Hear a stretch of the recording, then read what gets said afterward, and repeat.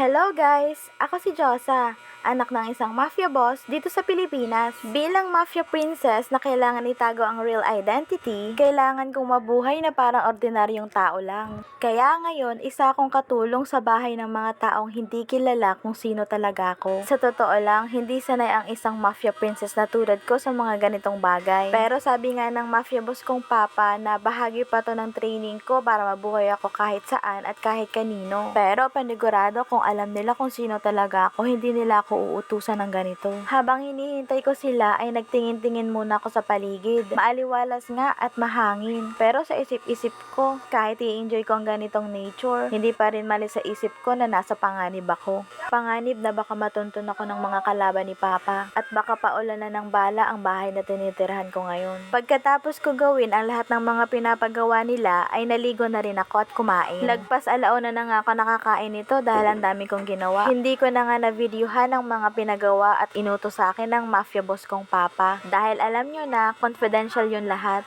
Hindi nila alam habang naglilinis ako ay may iniisip akong strategy. Habang naguhugas ako ng pinggan ay may inaabangan akong mensahe. Ganito ang buhay ng isang mafia princess na tinatago ang tunay na pagkatao. Simple lang sa labas, pero madaming lihim sa loob. Bawal maging maarte, bawal maging suspicious para hindi mahalata.